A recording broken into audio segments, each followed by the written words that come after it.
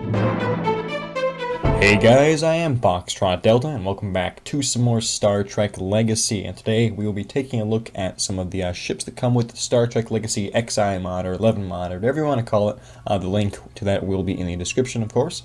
And so first off, the first ship that pops up in the list is the Federation Shuttlecraft. So they made a shuttlecraft. It's about all there is to it. It has a phaser bank. That's about it, really. So, next in line is the Hermes class scout. This reminds me a lot of the Apollo class. I mean, it looks sort of like the Apollo class with the way like the warp engine is, but I mean, it has that J.J. Abrams feel to it, like the new ships from the movies. So, I think that's also really nice. And then there's the Apollo class right there. It looks exactly like it. And next in line is the Kelvin class. And of course, this is the USS Kelvin, the ship from the 2009 movie, which goes up against the Narada, and things don't go too well for it, but that's the way things go. And it's the only one that really has like this old-fashioned look to it, with this like almost like a brownish grayish color to the hull. So then we have the Kelvin Mark II, which I always call the refit for some reason, even though there's no refit in this name.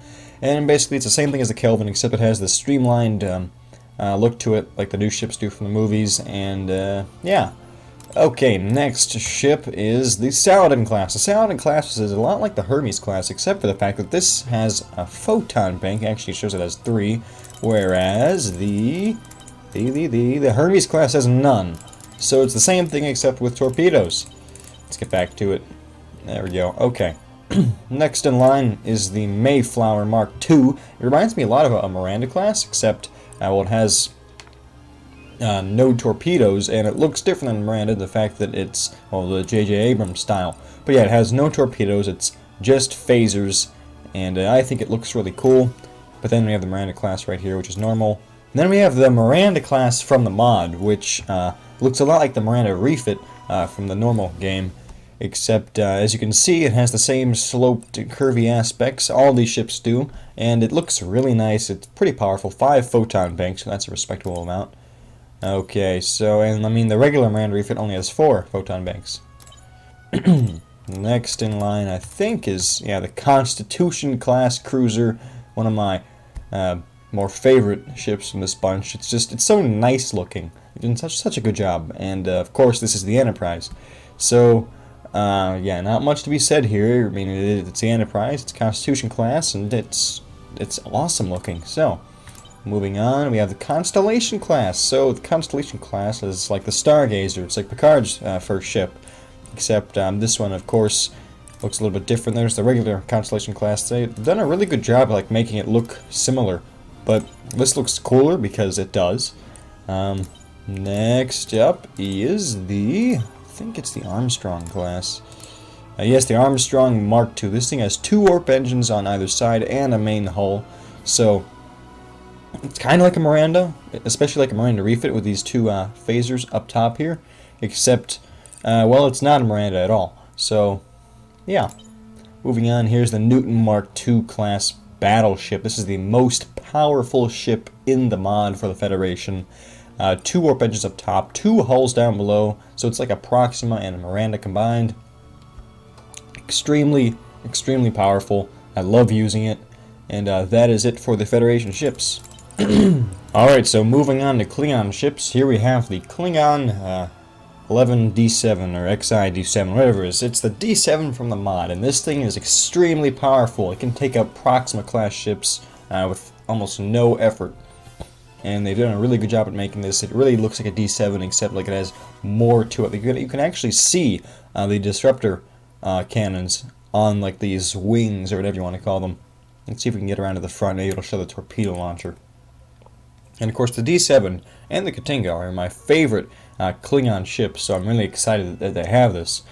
Sadly, this is the only Klingon ship in this mod, so there it is. Look at that, it has like a starburst pattern around it. Oh, it's so cool.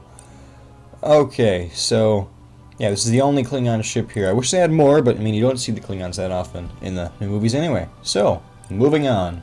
Alright, moving on to Romulan ships, we have the Romulan Bird of Prey, which is the Bird of Prey from the mod. As you can see, it looks a lot like the regular Bird of Prey, except that it looks very different. And you can see it has the disruptor cannons, like on the D7, on the front and on the back, so it can fire behind itself. It has 2 photon banks. I believe that's, maybe it's 1 front, 1 back. I'm not sure. It might be 2 in the front. I'm not entirely certain, but it is very fast. It can do a great deal of damage for being one of the least powerful Romulan ships out there. I mean, it's right next to the regular bird of prey, which doesn't do that much damage, but this does way more damage than this, believe me, and it's a lot of fun to use. And of course, if we go farther back, you can see that we have the Narada. Now, this ship costs 30,000 command points. It's the most expensive Romulan ship out there. I mean, the Derricks costs 18,500. So this is not quite double, but it's up there. It's expensive, and it's good against the Federation ships from the mod. But it's not good against like next generation Federation ships. Those things will rip this to shreds. I mean, it's not easy to take this out even with next generation ships, but it's not easy for it to take out next generation ships either. So anyway, those are the ships from the Star Trek Legacy XI mod. They are really, really cool looking. They've done a really good job at making them now. One thing I've noticed here is the textures on this look kinda strange. Like, I'm pretty sure in the movie it was all black, but this is like a weird, like, splotchy brown to it. I mean, it's not bad, but it's just different.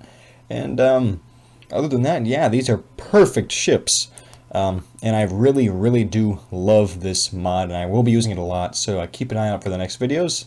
And if you guys enjoyed this video where I just showed you guys these ships, I'm sorry there was no battle, but you know, I figured I wanted to show you guys what we have, so if you want to see a battle, you can tell me what you want to see me use.